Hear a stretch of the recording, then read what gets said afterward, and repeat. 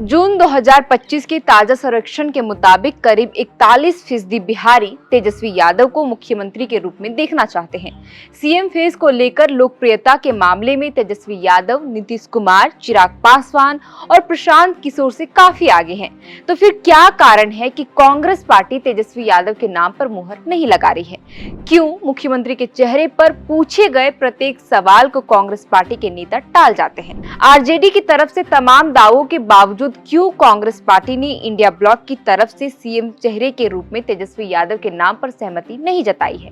क्यों पार्टी के प्रदेश प्रभारी अल्लावरू कृष्णा, प्रदेश अध्यक्ष राजेश कुमार राम, अखिल भारतीय कांग्रेस कमेटी के महासचिव सचिन पायलट और बिहार में पलायन रोको नौकरी दो यात्रा के सूत्रधार कन्हैया कुमार ने हर बार तेजस्वी यादव को सीएम फेस घोषित किए जाने के प्रत्येक सवाल पर चुप्पी साध ली है? क्या कांग्रेस दिल्ली की तरह ही बिहार में भी आक्रामक चुनावी कैंपेन कर रही है, या वाकई कांग्रेस के पास अथॉरिटी ही नहीं है कि वह मुख्यमंत्री के चेहरे पर कोई घोषणा करे अथवा मंजूरी दे? आरजेडी नेता मनोज झा कहते हैं कि तेजस्वी यादव निर्विवाद रूप से मुख्यमंत्री का चेहरा है, लेकिन कांग्रेस पार्टी इसकी तस्दीक नहीं करती और उसके नेता विरोधाभासी बयान देते हैं। क्या कांग्रेस पार्टी चुनाव परिणामों का इंतजार करना बेहतर समझती है, ताकि यदि आंकड़े अनुकूल हुए तो मुख्यमंत्री पद पर नेगोशिएट किया जा सके? क्या कांग्रेस पार्टी अगले 4 महीने में स्थितियां अनुकूल होने पर आरजेडी से अलग होकर अकेले चुनाव लड़ने का फैसला कर सकती है, इसीलिए तेजस्वी के नाम पर मुहर नहीं लगा रही है?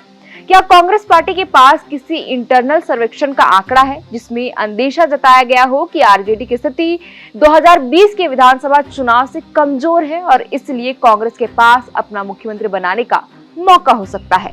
या कांग्रेस पार्टी बिहार वासियों को यह संदेश नहीं देना चाहती है कि वह गठबंधन में आरजेडी के बाद दूसरे नंबर की पार्टी है, ताकि जनाधार पर नकारात्मक असर ना हो? गौरतलब है कि पिछली बार तेजस्वी यादव ही गठबंधन की तरफ से मुख्यमंत्री पद का चेहरा थे, लेकिन इस बार इसकी तस्दीक नहीं हुई है। दरअसल इस साल की शुरुआत में राहुल गांधी ने 2 बार पटना की यात्रा की, लेकिन उन्होंने लालू परिवार के किसी सदस्य से मुलाकात नहीं की।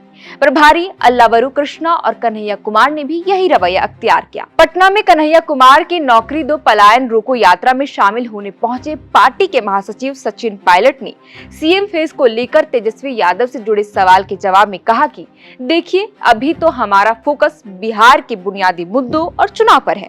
चुनाव परिणामों के बाद सीएम फेस पर बात होगी। वहीं प्रभारी अल्लावरू कृष्णा ने कहा कि चुनाव बाद गठबंधन के घटक दल मिलकर सीएम का नाम तय करेंगे।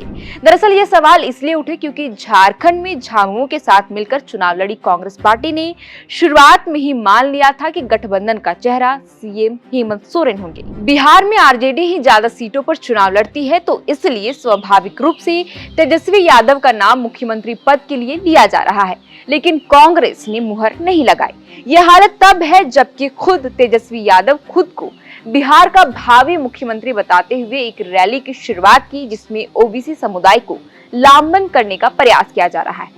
हालांकि सहयोगी कांग्रेस ने अभी तक इस पर मुहर नहीं लगाई। गौरतलब है कि इंडिया गठबंधन की समन्वय समिति की कई बैठकों का आयोजन हो चुका है, जहां आरजेडी और कांग्रेस के नेता मिले हैं। उनके बीच लंबी चर्चा हुई, लेकिन तब भी कांग्रेस पार्टी ने मुख्यमंत्री पद के लिए तेजस्वी यादव के नाम पर मुहर नहीं लगाई है। इसी बीच प्रभारी कृष्णा अल्लावरू ने मुख्यमंत्री चेहरे पर नई बात कह दी है। कृष्णा अल्लावरू ने कहा कि इंडिया ब्लॉक के सभी सहयोगियों की अपनी अपनी खासियत है, हमें परस्पर सहयोग और समर्थन करना होगा।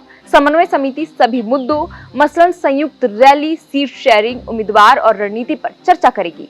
यह इंडिया ब्लॉक की सबसे बड़ी समिति है, जिसके नेता तेजस्वी यादव है। कांग्रेस के पास बहुमत ही नहीं है कि वह किसी को मुख्यमंत्री का चेहरा घोषित कर दे। गठबंधन के सहयोगियों का सामूहिक दायित्व है कि सही समय पर नेता का ऐलान करे। यहाँ भी कृष्णा अल्लावरू ने विरोधाभासी बयान ही दिया है। एक तरफ तो वह कहते हैं कि कांग्रेस पार्टी के पास सीएम चेहरा घोषित करने का मैंडेट नहीं है, वहीं दूसरी तरफ कह जाते हैं कि सहयोगी मिलकर ही सही समय पर इसका ऐलान करेंगे। ये बयान एक ही साथ आरजेडी के साथ डैमेज कंट्रोल की कोशिश और अपने जनाधार को आश्वस्त रखने की कोशिश लगती है, जिसमें कितनी कामयाबी मिलेगी यह तो वक्त बताएगा। गौरतलब है कि दिल्ली में भी कांग्रेस पार्टी ने बेहद आक्रामक चुनावी कैंपेन किया था। वहां आपका छोटा भाई बनने की जगह अलग चुनाव लड़ी। भले ही कोई सीट नहीं जीत पाई, लेकिन आम आदमी पार्टी को तगड़ा नुकसान पहुंचा दिया। हरियाणा में भी आम आदमी पार्टी के साथ गठबंधन होते होते रह गया। दरअसल सियासी जानकारों की तरफ से यह संभावना जताई जा रही है कि कांग्रेस पार्टी अब किसी भी राज्य में क्षेत्रीय दलों का छोटा भाई बनकर नहीं रहना चाहती है।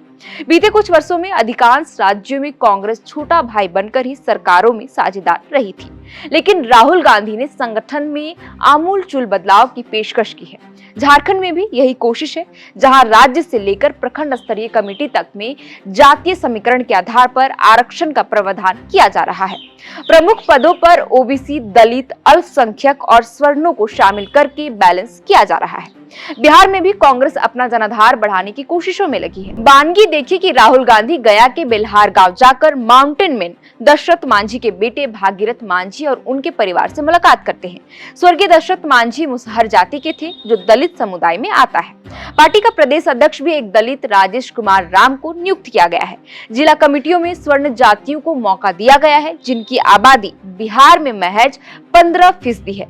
कांग्रेस तेजस्वी यादव को सीएम चेहरा क्यों नहीं मान रही, इसके पीछे सीट शेयरिंग का फॉर्मूला भी कारण है। दरअसल चर्चा है कि कांग्रेस पार्टी इस बार 70 से कम सीट नहीं चाहती, जबकि सियासी जानकारों का मानना है कि आरजेडी की मंशा उसे 50 सीटें तक ही सीमित करने की है।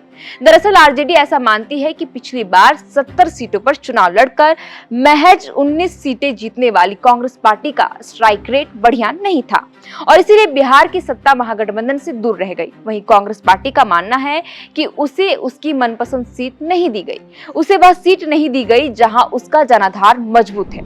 शायद कांग्रेस को यह उम्मीद है कि इस बार जनाधार बढ़ाकर उससे ज्यादा सीटें हासिल की जाए और आरजेडी का प्रदर्शन अपेक्षा के अनुरूप नहीं रहा तो वह मुख्यमंत्री पद के लिए नेगोशिएट कर सकती है।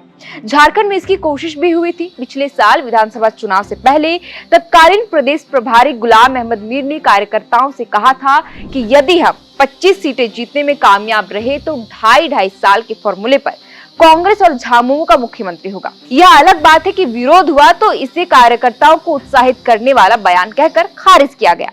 अब बिहार में कांग्रेस की यही कोशिश है। शायद अभी तक तो ऐसा लग रहा है कि कांग्रेस और आरजेडी साथ मिलकर चुनाव लड़ेगी, लेकिन मुख्यमंत्री के चेहरे पर पेच फंसा है। आरजेडी खुलकर घोषणा कर रही है कि तेजस्वी यादव ही मुख्यमंत्री होंगे, लेकिन कांग्रेस पार्टी ने कोई उत्साहजनक प्रतिक्रिया नहीं दी है। जाहिर है कि सियासत में महत्वाकांक्षाएं होती है और कांग्रेस पार्टी सही समय आने पर अपने पत्ते खोलेगी।